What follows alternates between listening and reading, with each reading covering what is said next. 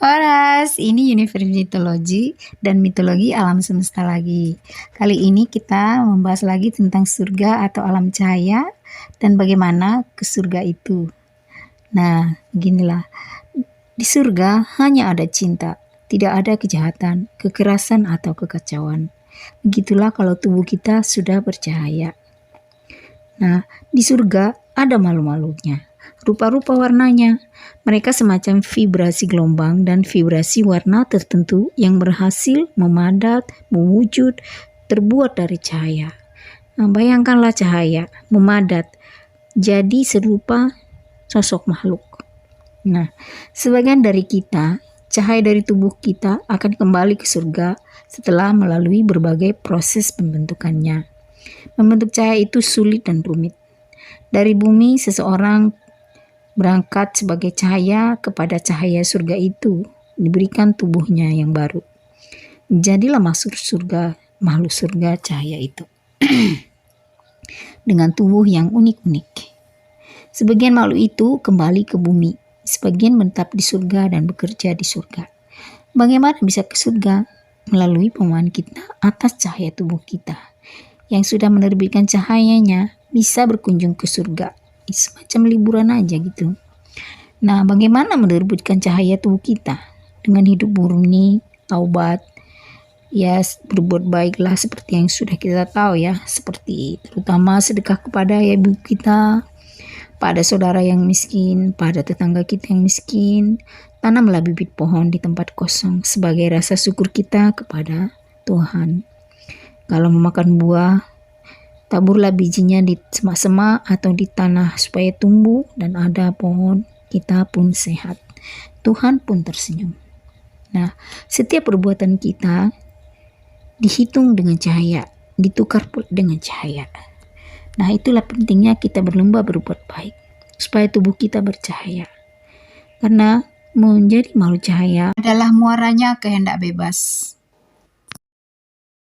Hanya makhluk bercahayalah yang bebas memasuki alam manapun. Nah, makhluk-makhluk cahaya memandangi manusia. Memandang cahaya adalah mengakses cahaya yang terbit dari tubuh-tubuh kita. Semacam auto colorful detection. Warna-warna itu akan bervibrasi, saling menguatkan.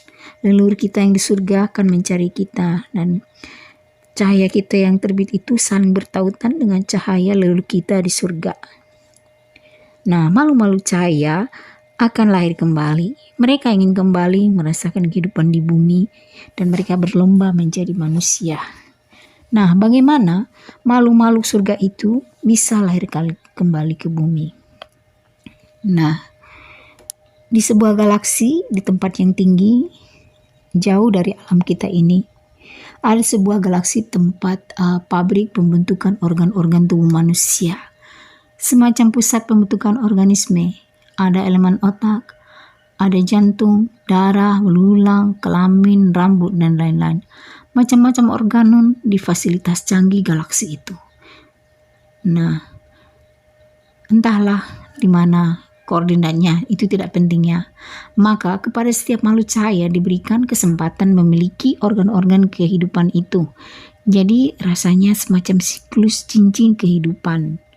Nah, bagaimana logikanya? Begini, dari banyak manusia saat ini terkumpul cahaya-cahayanya.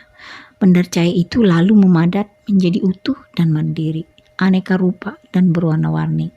Lalu kepada cahaya yang utuh itu diberikan organ-organ tadi yang dibentuk itu di pabrik, dicocokkan, dikembangkan, dan diuji di sebuah tempat penelitian. Lalu setelah sukses utuh antara cahaya dan organ-organ tubuhnya, kemudian dirubah, ditransformasikan menjadi semacam data dan kekuatan. Data dan kekuatan ini kemudian ditransmisikan ke bumi untuk dilahirkan melalui perkawinan mitokondria sang calon ibu dan sang calon ayah. Nah, begitulah caranya makhluk cahaya itu merasakan kembali kehidupan di bumi ini dan lahir kembali.